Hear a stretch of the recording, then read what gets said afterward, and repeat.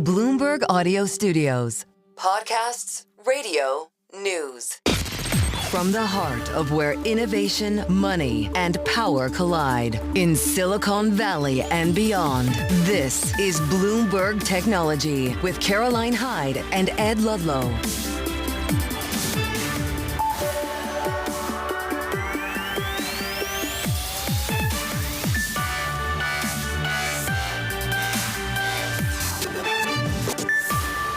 Live from New York and San Francisco, this is Bloomberg Technology. Coming up, a U-turn for Tesla. Shares rise as Musk vows to pull back from Doge. Plus, news of potential job cuts send Intel shares soaring. And Cantor Fitzgerald teaming up with Tether and SoftBank to start its own crypto firm, led by Jack Mallers. We have him live later on in this hour. But first, let's check in on the markets. And Bitcoin is on the higher side, but so too are stocks. Let's look at how the Nasdaq is currently adding to a two-day gain that is the best two-day gain in about 10 days. Since April 10th, well, actually about 2 weeks now, we're adding about $600 billion in terms of market capitalization to the Nasdaq 100. And I'm looking at the Magnificent Seven. It really is big tech on top. We're up 4.8%, Ed. What are you looking at on the micro? I'm looking at Tesla and a stock that is up 8%. And frankly, it is shocking when a company misses earnings by that wide a margin, which we'll go through later in the show, and the stock reacts in this way. And it's about a single story. Elon Musk, key man risk, and him saying, next month, May, I will pare back the amount of time that I'm spending on Doge, and I will allocate more time to Tesla. It's exactly what the market wanted to hear. And we, throughout the hour, are going to go deep on that name because it's such a critically important one, Karen. Let's talk a little bit more about U.S. Treasury Secretary Scott Bessent. He's soothing the markets further with a recognition that America first does not mean America alone. He also showed for the IMF and World Bank. He showed some support, but he spoke of the need to course correct. Bloomberg's Kaylee Lyons has more from D.C. This seems to be a calming, a soothing to the market that's going on right now. Well, yeah, and you're seeing that evident in the price action today, Caroline. This is just another instance of a kind of a tone shift we have seen from the administration over the last several days, as there has been, of course, a lot of disdain for multilateral institutions emanating from the Trump White House. Scott Bessent, to some extent, putting the worst of those fears to bed, saying that the administration is willing to work with the IMF and World Bank so long as they keep to their missions and avoid what he called mission creep, focusing on things like carbon footprints or climate change. He also, to your point, the key line that investors likely will seize on here is America first does not mean America alone, kind of underscores that this administration is trying to pivot away from perhaps the worst case scenarios the markets had considered around American isolationism and protectionist policy. Keeping in mind that today's speech came after Scott Bessent yesterday told a closed-door meeting of investors that the current tariff situation with China specifically is unsustainable, that he expects a de-escalation. President Trump then followed those remarks, speaking in the Oval Office to reporters yesterday by saying he does expect a deal with China and that the ultimate tariff rate will be well below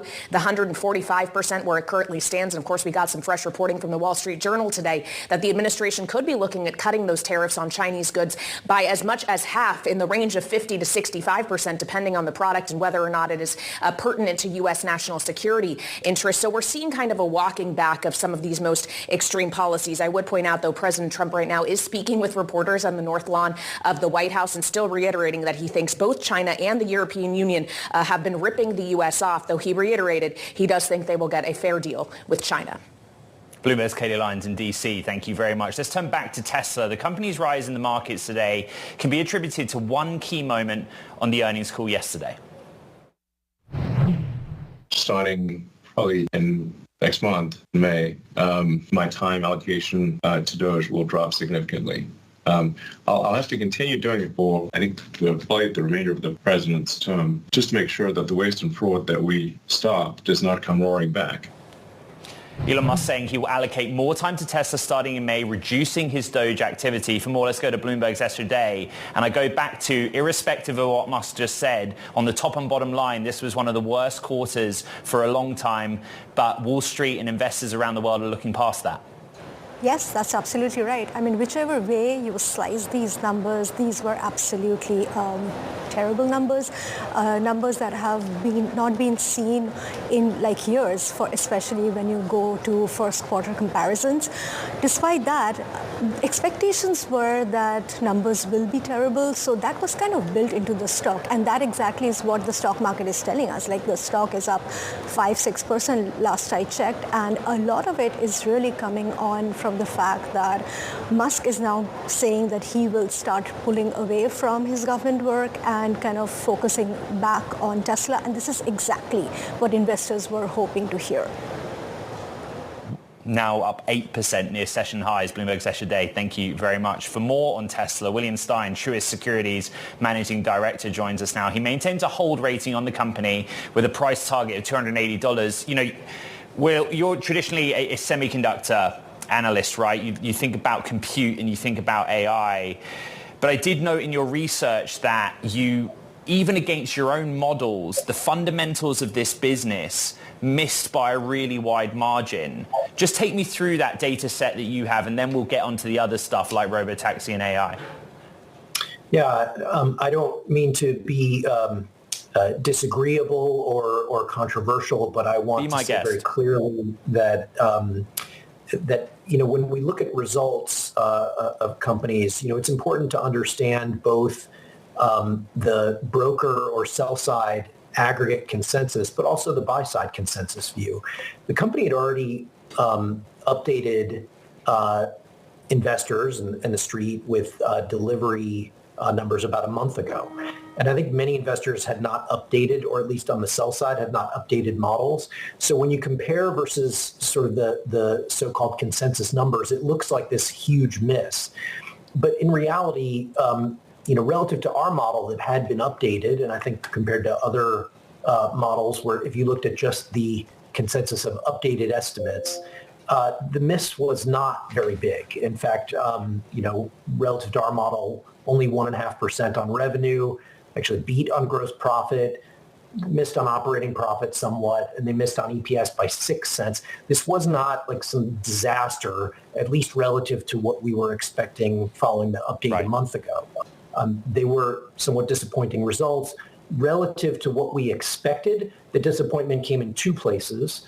One was in energy storage and generation. So you think about solar roof and megapacks and that sort of thing. And the other was operating expenses, where they accelerated some AI R&D investments. And, you know, that's, I don't think, the end of the world for investors. In fact, one could take a positive spin on that. William, I get that perhaps it doesn't miss versus downgraded expectations, but a profit drop, the worst profit number since 2021, a revenue drop nevertheless shows real fundamental issues here. Are the fundamental issues going to be alleviated by more time spent at the company by Musk? Oh, I think in at least two ways, right? I mean, the two sort of obvious ways are, number one, if you accept the supposition that Musk's, in the way that the investor relations team has described it to me, that his greatest superpower is in delivering huge technological advancements by spending very little money, but just very focused talent, then it's a big positive from that perspective.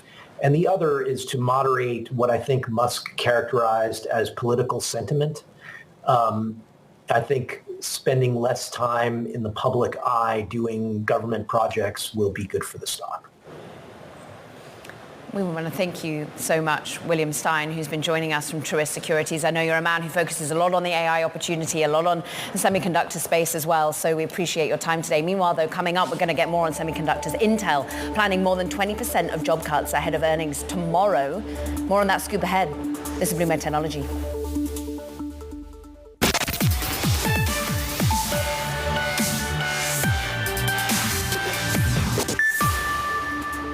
Let's look at Intel. Shares surging after Bloomberg reported the company's looking to cut more than 20% of its staff. It would be the first major restructuring under new CEO Lip-Bu Tan.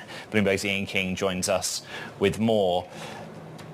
this is based on what a source told us. And yes, there's a bloat issue, right? But there's also a refocusing issue. Reading the report, it's like get rid of middle management and focus on actually making some money on technology that's competitive. Yeah, I mean, I think our understanding from our sourcing is that the problem is the decision-making at Intel has become bloated, that everything that should be happening quickly isn't happening quickly. There's a lot of meetings, a lot of, empire building, a lot of silos that need to be swept away in order for them to get back on track and to try and catch up with competitors like NVIDIA.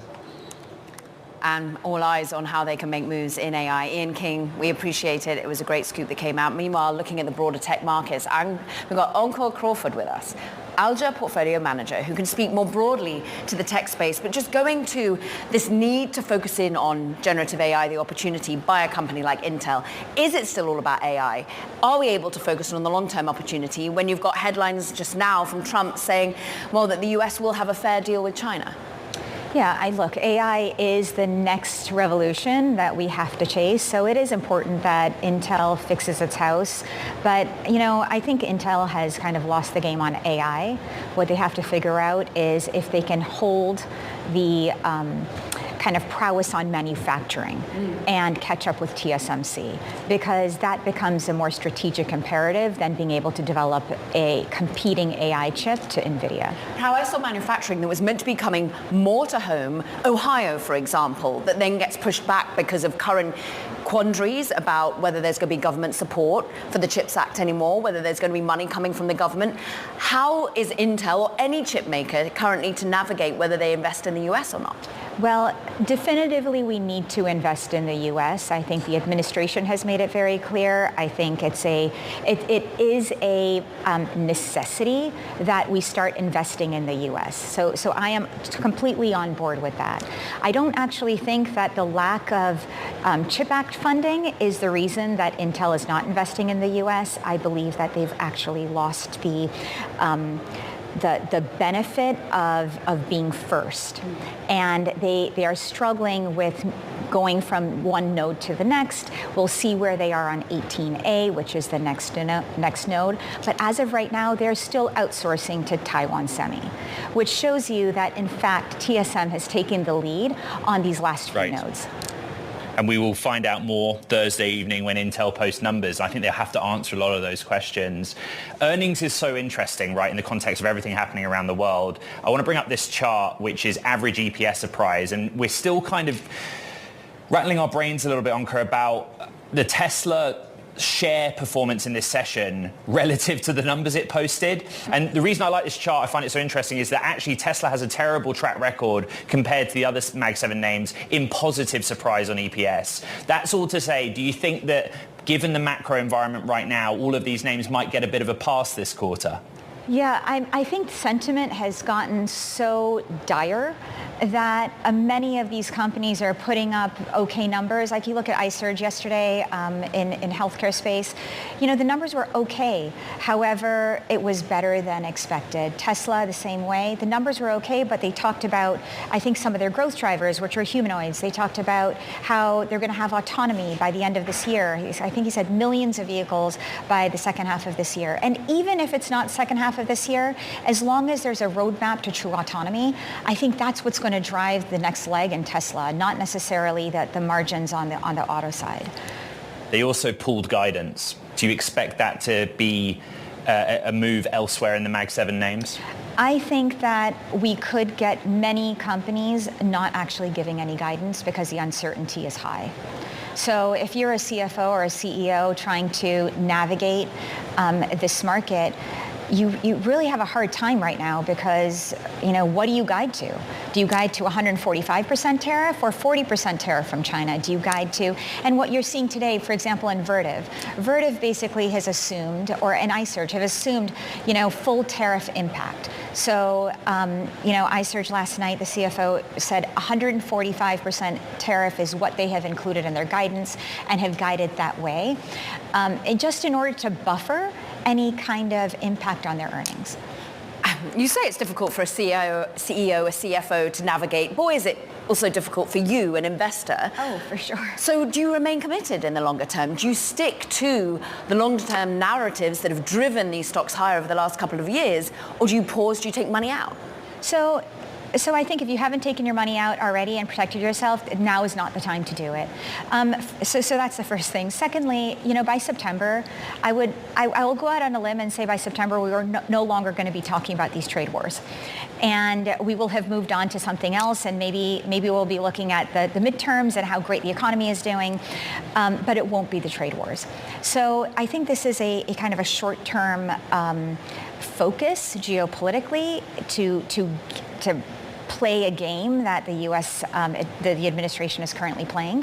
However, it will be behind us shortly.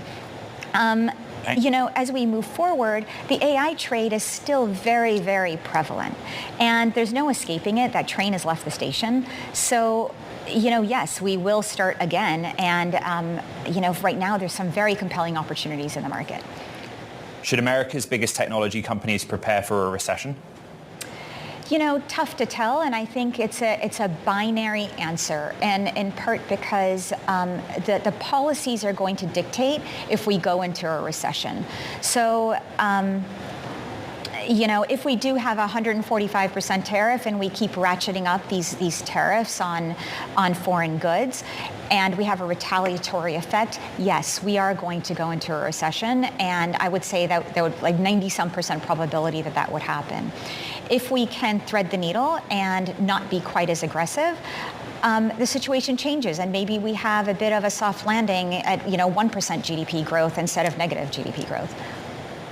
Encore Crawford of Alja, great to have you on the show. Thank you very much.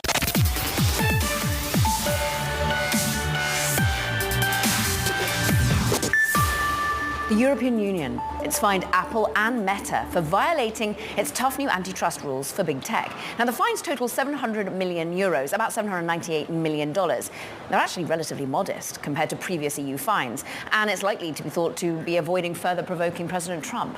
For more, let's bring in Bloomberg's Sam Stolten. But it's provoked the ire of Apple and Meta. They've got some fighting talk in response. It has indeed, yes. Hello, Caroline here from Brussels. Yes, well, Apple has said that it will actually appeal this fine, and it's about 500 million euros against the California firm.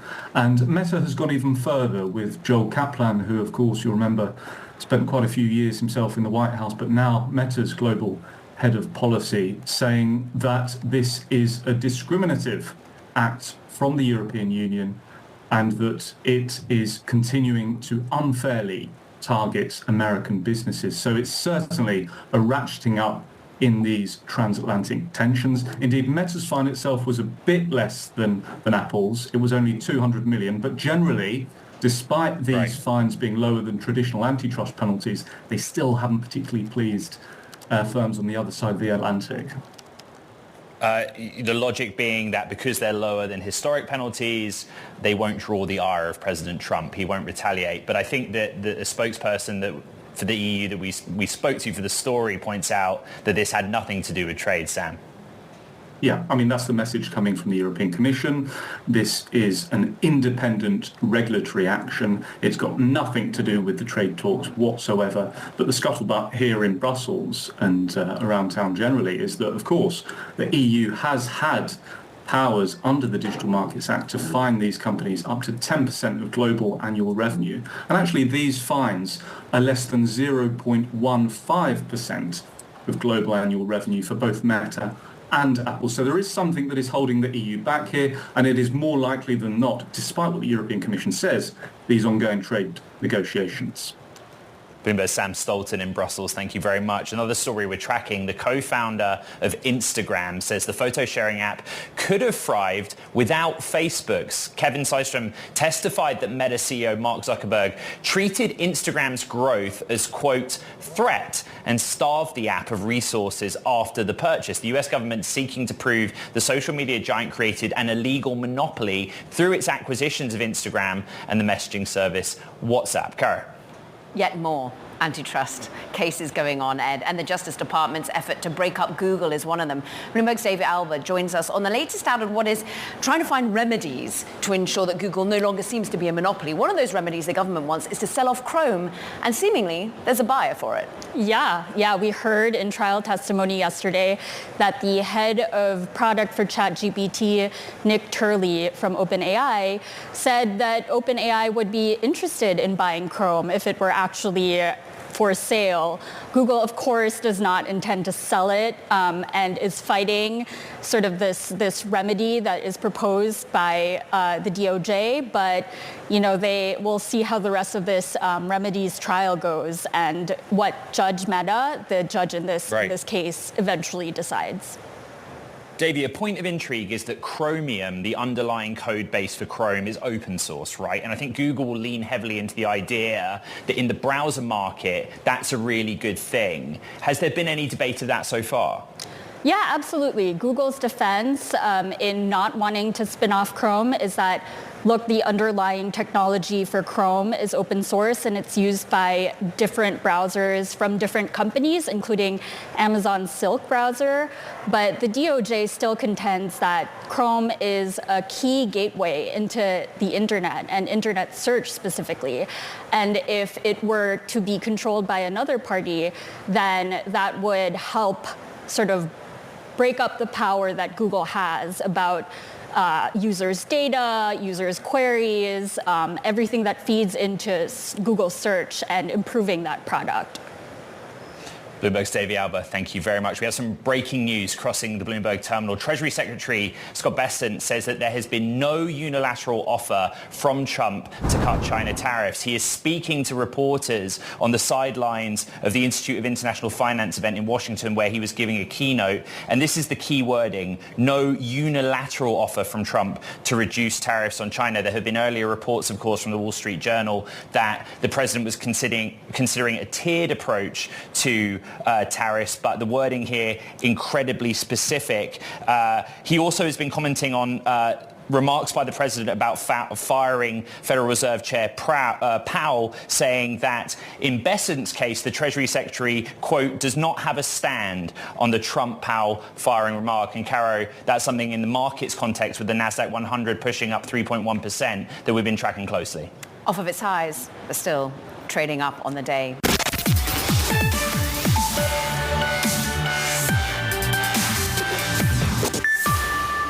Welcome back to Bloomberg Technology. I'm Caroline Hyde in New York.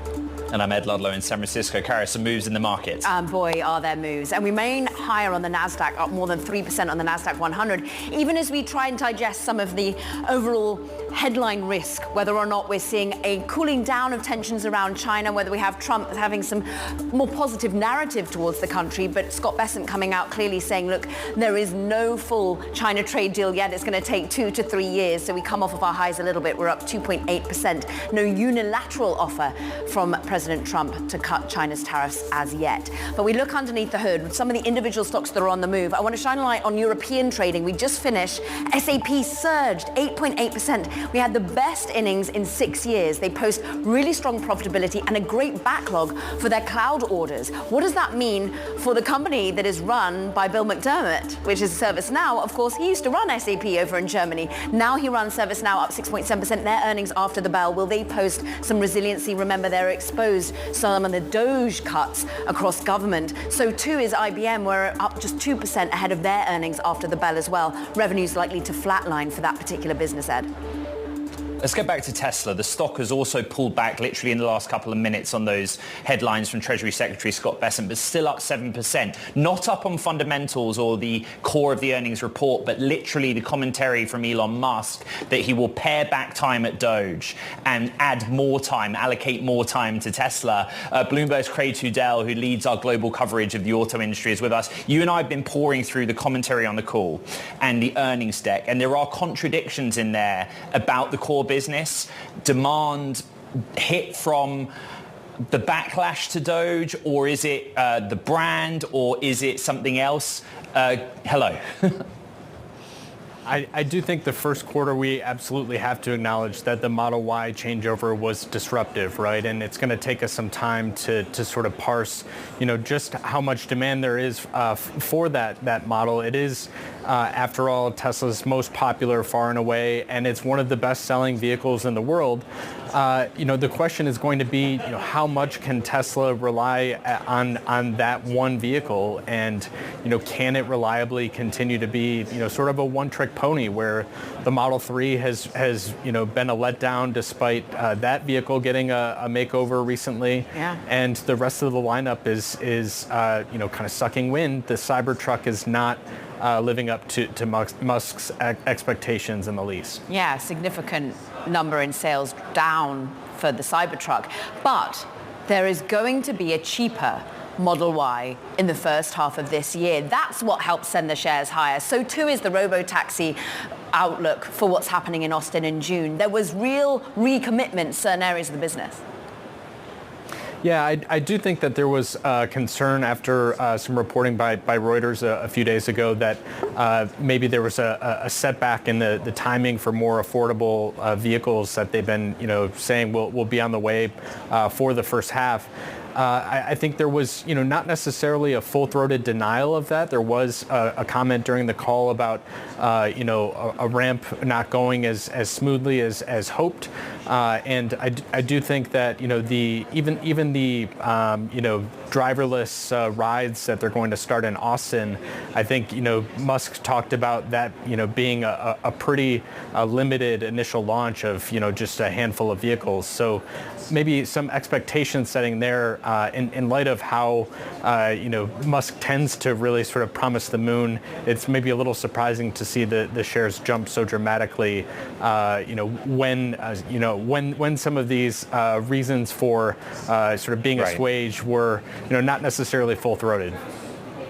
Bloomberg's Craig Judell in London, thank you very much. For more on Tesla, we're joined now by Alexandra Merz, a long-time Tesla shareholder on social platform X. She goes by @TeslaBoomerMama and is seen, frankly, as a leader among the very large group of retail investors that follow the EV maker closer. She's also the CEO and founder of LNF Investor Services. Alexandra, thank you for joining us back on Bloomberg Technology. Let's just start with the basic reaction you have to Elon Musk opening the call saying, starting in May, I will pare back the amount of time spent on Doge and allocate more time to Tesla.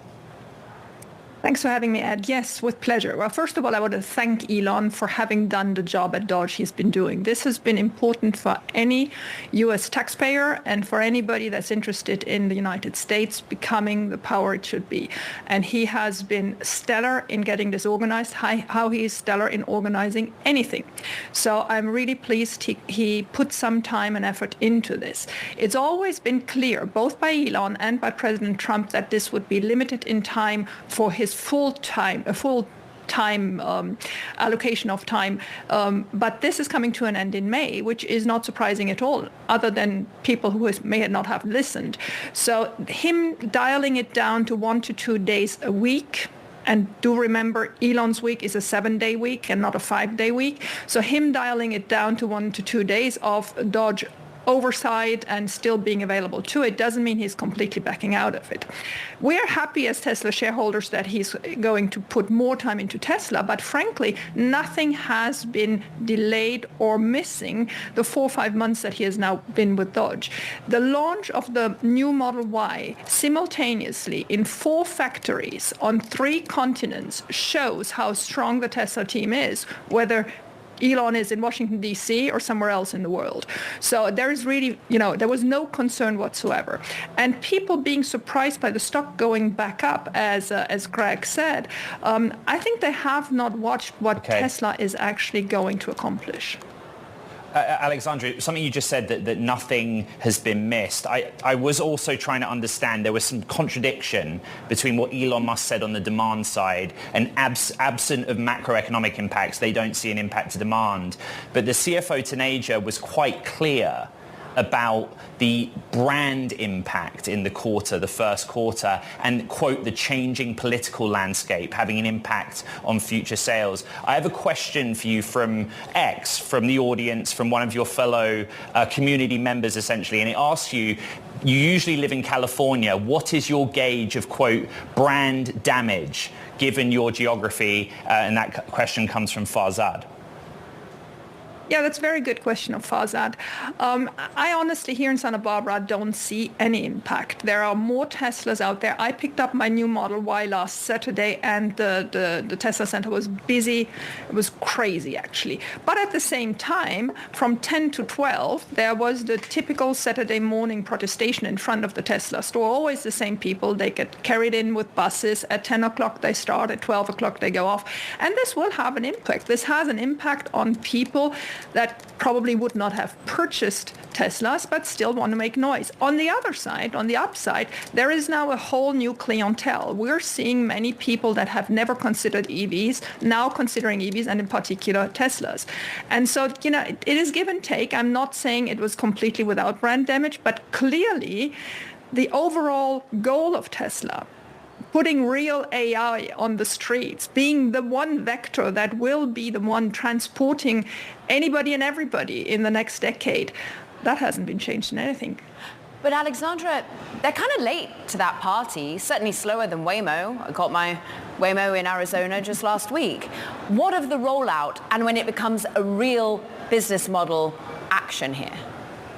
That was actually the key phrase I found yesterday in the earnings call, when Elon for the first time quantified when he expects significant revenues from full self-drive, which he said by middle of 2026, and that is just around the corner. So the Waymo model, that was actually really a fun moment, because the whole team there had a good chuckle about Waymo costing way more money. As you know, Waymo is built on other companies' vehicles, is very expensive, and is geofenced. So it is in no way comparable. But, no doubt they have done a great service of bringing full self-driving to the masses and have to be congratulated for. It is in no way comparable what Tesla has. Teslas will work everywhere, as has been proven with the rollout of FSD in China. They had hardly any information on Chinese roads, yet were immediately able to adopt FSD to China. Alexandra, it's always great to have you on the show. Thank you for articulating so well. Alexandra Merz of L&F Investor Services. Now coming up, Jeff Rosenthal joins us to discuss his new venture capital fund, CIV, backing tech startups, tackling energy and manufacturing. This is Bloomberg Technology.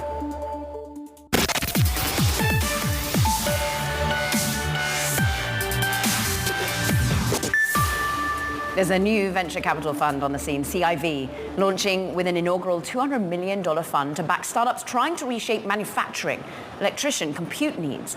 Jeff Rosenthal, co-founder and managing partner of CIV, joins us now. You've got some big names behind you as well, some real founders in USV, for example. Fred Wilson's on board, Gwynne Shotwell as well of SpaceX. Where are you already allocating the money? Because you've already invested in certain startups. Yeah, we built this firm for a specific purpose, and that is to back and build companies focused on critical infrastructure and industry here in the U.S. And so that spans digital infrastructure, robotics, AI and compute, really guided by this fast-moving, fast-approaching set of megatrends with AI and compute and the power needs behind it, the reshoring and reindustrialization of global industry following COVID, Ukraine, and now a new administration, and really just the electrification of everything. So we're seeing this inflecting demand, driving this demand and supply, and it now is not only a deep need for our economic well-being, but it's also a national security issue. Jeff, when did you conceive the idea for the firm and the fund, and when did you start building it? Because clearly this is very much in line with what this administration is trying to do in America with heavy industry of different types. We started building this firm a couple years ago, really thinking about the origination of the idea of backing and building in these spaces. I don't think that we could have predicted that these trends would have accelerated to the degree that they have in the last, say, 6 to 12 months across nuclear and critical infrastructure, supply chain, logistics, manufacturing. But we have both a background in investing in these themes, but also building companies in these themes. And so we're not just passive capital. We actually also roll our sleeves up. You've invested in SpaceX. Patrick has founded a clean energy business. You've got Abijoy over from Cotu. But what of the thesis on where you invest and how you actually seed but also co-found businesses like a nuclear business? So what's the recipe here? Yeah, so we're principally an investment firm. We spend the majority of our time and capital really identifying and then earning the right to back the best founders. When we have a really defined thesis, a real right to win, and a partner who is going to lead that business as the active co-founder and CEO, only then will we co-found businesses on platform. So before we raised any outside capital, really to prove the thesis to ourselves, we made 6 investments. 5 were direct investments in companies like Base Power, Crux, Verse, Senra Systems. And then our first build company, as you mentioned, we co-founded the Nuclear Company, which is a fleet-scale nuclear developer really powering AI in large-scale industry here in the United States. Jeff, manufacturing and growing manufacturing requires capital. It's expensive. You're looking at the early stage. So what are the innovations that you hope to find that I guess lower the cost of doing business in this country or something of that effect? Yeah, absolutely. I think that when you look at just the cost of doing business in this country, when we think about the reshoring of heavy industry or critical industry, one of the things that people will point to as a major challenge is just the cost of labor. And I think that there's a lot of technological innovation across robotics and AI that gives us confidence that that is something that we will be able to compete on a global scale here domestically. The beauty of many of these businesses compared to, say, traditional venture capital, Silicon Valley style software companies is that they scale often with non-dilutive capital. So we focus on businesses that are actually highly efficient to equity and then can scale with asset capital or debt.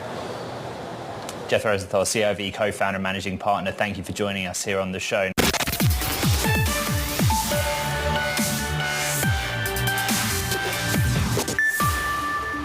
Crypto news. Cantor Fitzgerald is teaming up with Tether and SoftBank to create a new crypto company called 21 Capital. It's going to be accumulating Bitcoin in a similar fashion to, say, that of Michael Saylor's strategy. Plans to launch more than 42,000 Bitcoin, of course, worth more than $4 billion. And Jack Mallers is also co-founder. He's CEO of 21 Capital, and he joins us now. We usually have you on because of strike. You're getting me fired up. How you doing, Caroline? Good to see you. Jack, when did this idea come to be? The founding story. So I co-founded the business with Tether. I would say I've known the Tether group for over a decade. There just weren't that many Bitcoiners around over 10 years ago. So we've done a lot of work together in El Salvador, et cetera.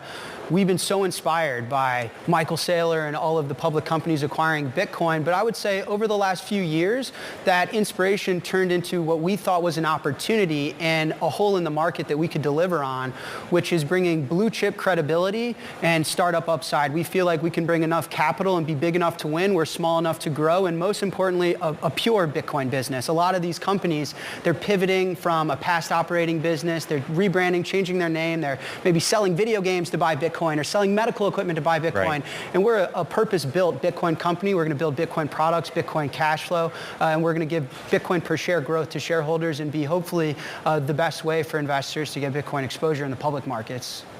Jack, I think off camera just before we started, you used the word vehicle, a vehicle for Bitcoin. I think like a reasonable question that people have is, what does the CEO of a new company whose mission is to accumulate Bitcoin do day to day? Like, what is it that you're going to try and manage or achieve? Yeah, so for all the Bitcoiners out there, we encourage you to check out our filing. We've introduced 2 new metrics to the public markets. One is BPS, stands for Bitcoin per share, as opposed to earnings per share. And the other is BRR, which stands for Bitcoin return rate.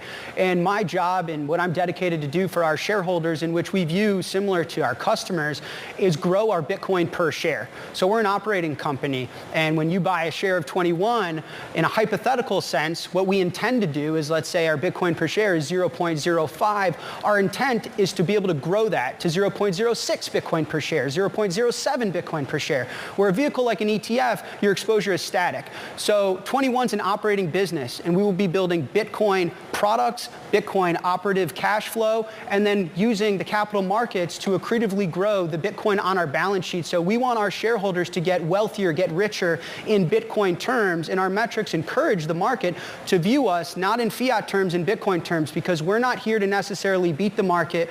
We're here to build a new one and encourage the world to adopt Bitcoin in a sense that we believe it hasn't yet. But Jack, you already have a Bitcoin product, and it's Strike. Yes. And it's where people can buy, sell, store their crypto. What happens to that? Are you still going to be leading that business? Yeah, I'm the CEO of both companies. We're actually disclosing today at Strike some of our financials. So Strike, immensely profitable. We have over 20% EBITDA margin, 85% gross profit margin. We have only 75 employees. So on a gross or net profit per employee basis, we got to be one of, if not, the biggest in the Bitcoin space in that regard. And so it's an incredibly strong business. It's doing well. I'm so proud of the employees and our investors and thankful for our customers. And, Caroline, you can just do things. And I'm going to lead both businesses. I truly believe my purpose on this planet is to try and help Bitcoin have a chance to change the world in what I believe is the right direction. And I think Strike and 21 both independently work towards that. Jack, you have plans to raise capital, and I guess not just like as a one-off, over time raise capital, right? How will that work in practice? What mechanisms will you use? And a lot of people that watch the show ask if they're not registered institutional investors, how can they participate in that? Yes. I thought for a second you were going to offer me some money to buy some Bitcoin. Absolutely not. Absolutely not. I'm kidding, man. Go with my actual question. No, totally. So listen, we are hopeful to have our shares listed on a stock exchange under the ticker XXI. Today, we are trading under CEP, which Caroline mentioned is our Cantor Equity Partners, and that stock is trading in live today. If it's successfully merged upon closing, it will be XXI. We do intend to raise as much capital as we possibly can to acquire Bitcoin. Again, my one rule to my shareholders is it will be accretive. Our Bitcoin per share will grow. We will never have Bitcoin per share negative. At least that's our intent. Our intent is to make sure that when you're a shareholder of 21, that you're getting wealthier in Bitcoin terms, and that's my job as a CEO to deliver that. So we plan on raising capital in all different type of sectors and markets and really blending Bitcoin and incorporating it in the traditional financial system to deliver a powerful equity to the public markets for Bitcoiners. Is that the selling point versus ETFs? Because you came up with this idea over the course of years. And since that time, there's not just been strategy that you can invest in or block, but you can get spot Bitcoin ETFs. Yeah. What's the upside? And in fact, a viewer from Bloomberg's asking, how can you have more BIPs than an ETF? Right, okay. So I gotta be clear, I'm not preaching a future that I can promise. This is hypothetical and this is our intent. Somewhere my lawyers are like, that's our guy, right? But our intent, Caroline, is that when you buy a share of 21, and let's say that's 0.005 Bitcoin per share, we go out and we intend to close deals, build products, add Bitcoin to our treasury to where in which you get a press release and you say, wow, 21's Bitcoin per share grew from 0.05 to 0.06. I just got more Bitcoin exposure. I got wealthier in Bitcoin terms just by being a shareholder of this company. An ETF is not an operating company. IBIT isn't outgrowing your exposure to Bitcoin. It's a static exposure through their security instrument. Whereas for us, we're a business. I'm a CEO. Right. I get up, I work every day to grow how much Bitcoin your share represents on our balance sheet. That's the big difference. 21 Capital CEO Jack Mallers and Strike CEO. Great to have you back on the show, Good Caro. to see you, brother. And that does it for this edition of Bloomberg Technology. A busy one, Ed. Yeah, let's just quickly look at some of the names we care about. Tesla, it's up because Elon Musk has pledged to return to Tesla, less time at Doge. Intel, Bloomberg reporting, is cutting 20% of staff, getting focused on tech, cutting out middle management. And the market broadly has pulled back, right, Caro, since those Besant heads, but there's green on that screen. Green on the screen as we anticipate IBM, ServiceNow earnings, and of course, we've got Intel tomorrow. Don't forget to check out our podcast. You can find it on the terminal, as well as online on Apple, Spotify, and iHeart. This is Bloomberg Technology.